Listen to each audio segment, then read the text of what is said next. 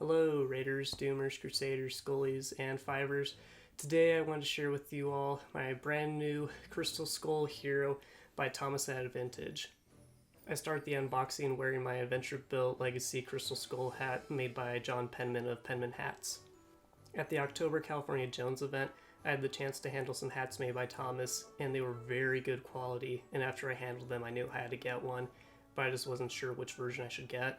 Soon after the event, Thomas announced that Marc had given him the same materials and blocks that Marc had used on the Kingdom of the Crystal Skull hats that he made for the film, and knowing that Thomas had his quality and the same material used for the film hats, that I knew that was the hat that I wanted to get. So I ordered it in the middle of November, and it showed up at the end of May.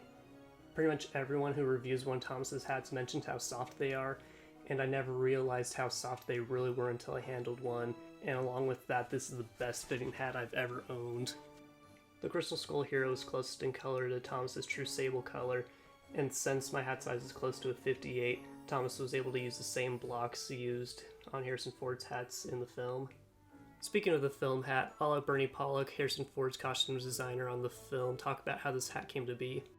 Through referrals, I ended up with a guy named Stephen Delk in Mississippi, and he ended up making a lot of different hats and finally kind of perfecting them to the crease and everything. He came up with the perfect hat, great hat body, heavyweight and everything, and he's one of the nicest guys I've ever met. And so I said, "Are you up to making me 30 of them?" "Well, I'll certainly try."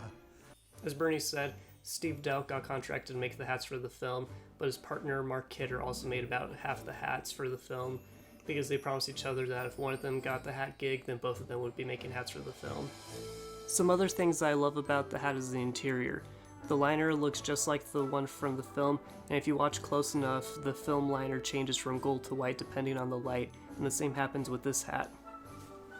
The only thing that is not accurate to this hat is the sweatband, because Thomas did get permission to use the same blocks and materials used for the film, but he did not get permission to the Adventurebilt name, which is currently owned by John Penman of the Penman Hat Company. So because of this, it does not say Adventurebilt on the sweatband like the film hat does. But I don't see this as too much of an issue since it's only seen like 2 frames of the film, and Bernie actually wanted blank sweatbands, but Steve and Marc were under a time constraint and only had Adventurebilt sweatbands on hand. So the way I see it is that this is the ideal hat Ford would have worn if Marc and Steve were given more time. Thomas usually prints a logo on the sweatband of his CS heroes, but I asked him if he could print that on the inside of the sweatband, and he obliged to do so. The only thing I can say against the hat is that I may be about the same height and head size as Harrison Ford, but I have a different face shape, and the standard indie specs generally look a little big on me. But I wanted Thomas to make this hat as close to the film hat as possible, so I asked him for the accurate dimensions.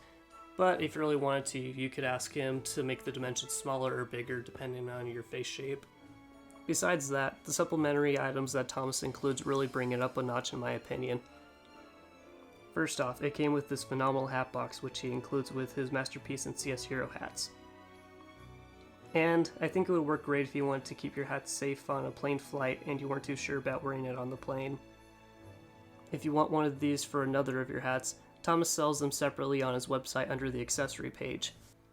Along with that, he also includes a nice folder which contains a write-up about the hat and its care instructions. Also included are 2 cork pieces to adjust the hat sizing, and it comes with a certificate of authenticity, and finally a pen.